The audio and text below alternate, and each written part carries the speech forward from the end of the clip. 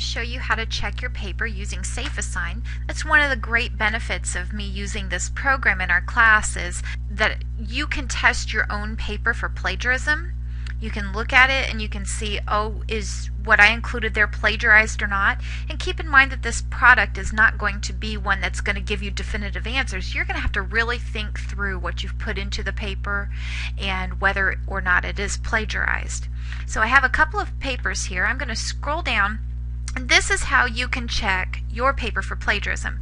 First of all, you have to keep in mind that you have to do this well before the due date. Anytime that you see a SafeAssign box that is open and available and you want to check a draft of your paper, all that you have to do is come in here, click the View Complete link, upload your paper, and then usually within about 2 minutes you have what's called a SafeAssign report, and you know that the report is done if you have a matching percentage and if you also have this essay report show up as a checkbox. If they're just dashes still, that means that it's not finished running the report yet. This percentage, you need to not pay one bit of attention to it. Sometimes it's the program catching quotes, sometimes it's bibliographic or works cited material. So the matching percentage, you can't go by that number to see, oh, I've plagiarized or I haven't. I have seen some students who have come up with 33% of their paper is plagiarized. Why? Because they used nearly all quotes in their paper, which you shouldn't be doing. As long as they're, quoted and have the citation there, then you know it's okay. But I've seen some students with a matching percentage as low as 3%, and it's one piece of material in the class that should have been directly quoted. So both quotation marks should have appeared around that sentence or piece of information, and right there the student has plagiarized that resource. So you can't use that number as your guide. You have to go in and view the report. So how do you do that? Click on into Essay Report, and you'll notice that a pop-up box appears. And of course you can make this larger, you can look through it. And right now, because I have a model student paper, a student who wrote a paper for me a couple of years ago, I'm using that as an example. I, as the instructor, have gone through and cleared and excluded a few sources, so that's kind of what you're seeing here. But if your paper is coming up similar to another student's paper, that's a red flag for me as an instructor to check out that assignment and see if you have either used the paper in another class or if you've borrowed a paper from another student. So yes, the system will pick that up. If another student was in another class and the instructor required that they use SafeAssign, and you try to turn in that paper, it's going to come up as being plagiarized. So be aware of that. This does catch that. But that's not what most of you are going to be doing. Very rarely do I have an instance where a student has borrowed another person's paper and turned it in as their own work. So that's academic misconduct if you do that. What you're going to be using it for is primarily to test out your quotes. And even though this is appearing as, coming from another student's paper, I want you to pay attention to what's actually happening in this paper and why it's marking it. First of all, if you have something that comes up, this all matches resource number 1, you want to look through it and you want to see, okay, I have used this as a direct quote. Okay, so do I have quotation marks around the material I'm supposed to? Well, here's a quotation mark around the beginning of this sentence, and as we go through the end of this sentence, here's another quotation mark. So we have both quotation marks intact for this word-for-word information, and right after it we have a citation, Benedict, individual, 134, and that's part of a longer sentence.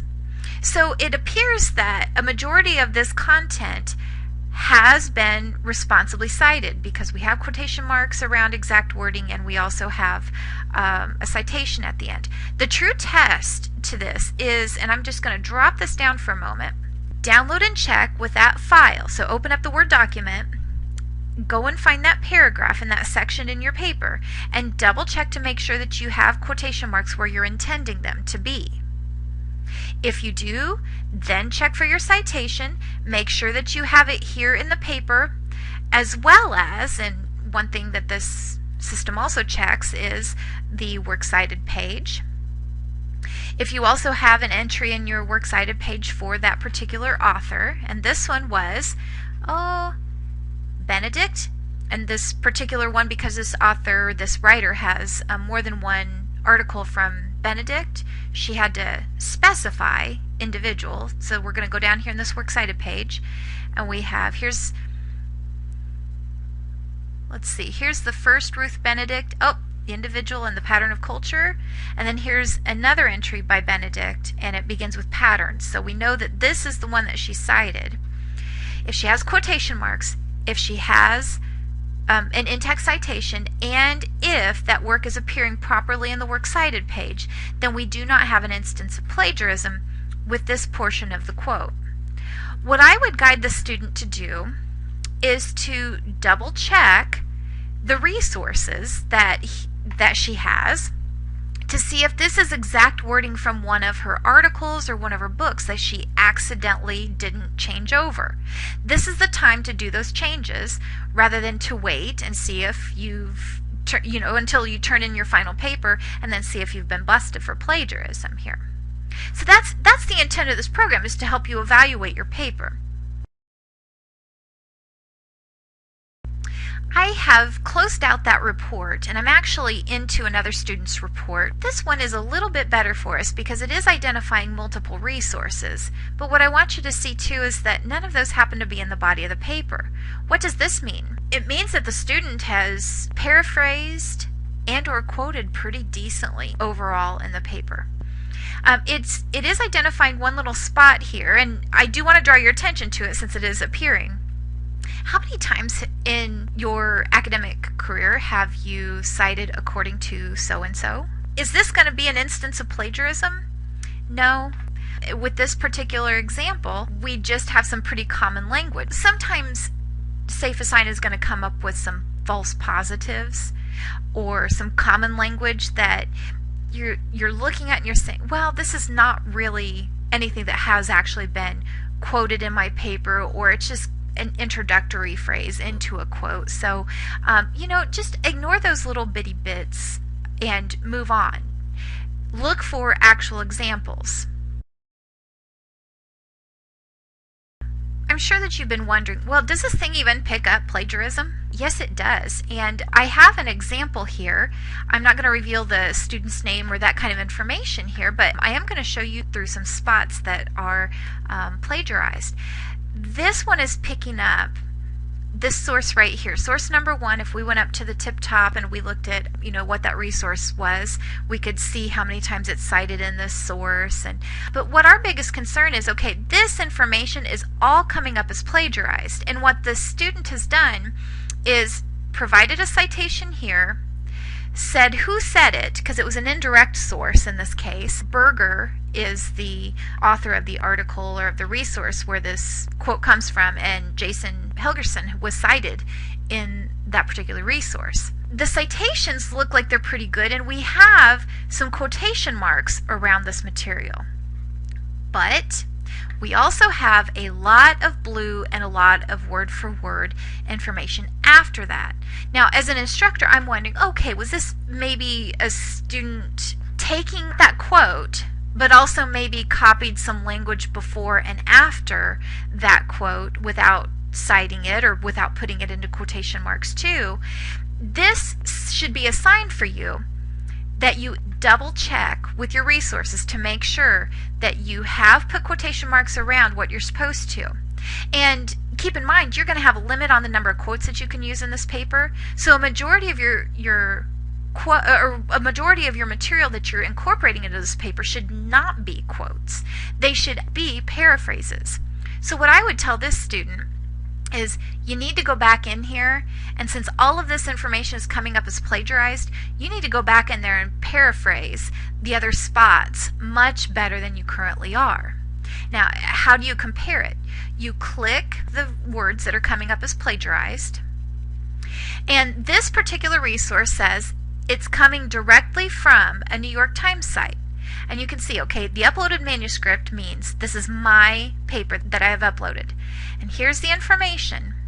And then this is the resource that it's picking up on the internet. And lo and behold, it's the exact same phrasing. So in fact, we have plagiarism here in this paper. And what we need to do is open up the Word document, go back in there, and change this, paraphrase it, put it into our own words. We don't need to use that exact phrasing from that source unless we're going to quote it. And that would be way too long of a quote to incorporate. Let me look at this one too. See? We have nearly word for word from the original source. We see only one word has been changed, that a majority of this is actually word for word. The original stated highlighted on, and this student has changed those words to demonstrated by.